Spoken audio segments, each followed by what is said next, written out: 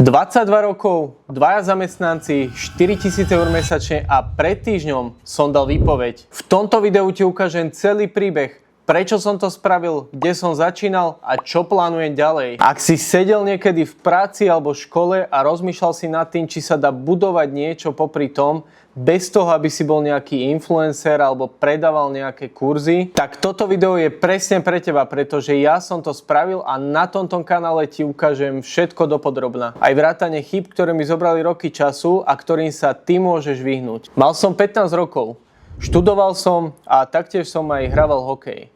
A hľadal som spôsob, ako zarobiť prvé peniaze online. Neboli sme doma nejako bohatí a ja som chcel zmenu, tak som otvoril YouTube a napísal som do neho typickú frázu, ako zarobiť peniaze online. Narazil som na marketing, konkrétne na metareklamy. Fascinovalo ma, že niekto dokáže dať 100 eur do reklamy a vyťahnuť z nich 500 eur. V 16 rokoch som narazil ako väčšina na dropshipping. Povedal som si super.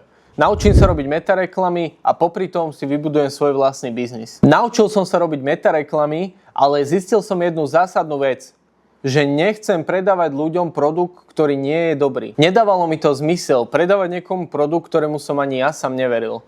Tak som s tým jednoducho skončil. Problém bol, že som nevedel čo ďalej, pretože marketing ma stále bavil, ale nevedel som ako ho speňažiť, pretože som stále rozmýšľal nad tým, ako si vybudovať svoj biznis, kde viem implementovať metareklamy. Vôbec som nad tým nepremýšľal, že vlastne ja to viem predávať aj iným biznisom. V 17 sa to veľa zmenilo. Ozval sa mi jeden rodinný známy, ktorý nevedel pre svoj biznis nastaviť metareklamy a Google reklamy.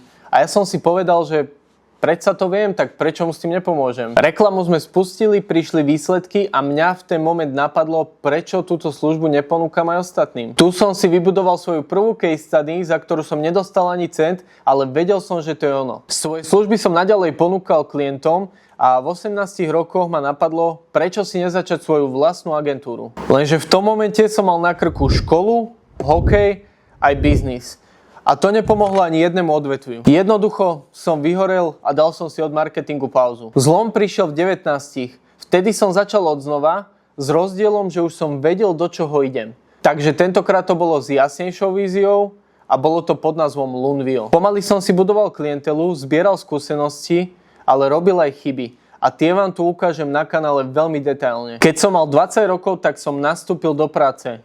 A bol k tomu aj dôvod. Býval som už sám. Musel som sa uživiť. Nebol to výber, bol to skôr z nutnosti. Takže popri budovaní agentúry som mal aj nájom, účty a bežný život. Úprimne v tomto bode som nebol celkom sústredený na agentúru a trošku stagnovala. Ale keď sa na to pozerám spätne, tak vo firme som spoznal veľa dobrých ľudí a naučil som sa, ako funguje marketing s väčším budžetom. Osobne si myslím, že to bolo niečo, čo som v tej fáze potreboval. Teraz mám čerstvých 22 rokov a pred 6 mesiacmi som sa rozhodol ísť naplno. Prvé 3 mesiace boli skôr o tom, že som si chcel vytvoriť stratégiu a veľa som premýšľal. Menej som exekuoval, ale stále tam exekúcia bola. A posledné 3 mesiace som dal 90% len na exekúciu a výsledok po 90 dňoch je 4000 eur mesačne a 2 zamestnanci v tíme. Toto ma naučilo jednu vec. Keď chceš niečo vybudovať, musíš mať fázy, kedy viacej premýšľaš a fázy, kedy viacej robíš. Stratégia, ktorú si vymyslel pred rokom, nemusí fungovať teraz, pretože ty sa meníš,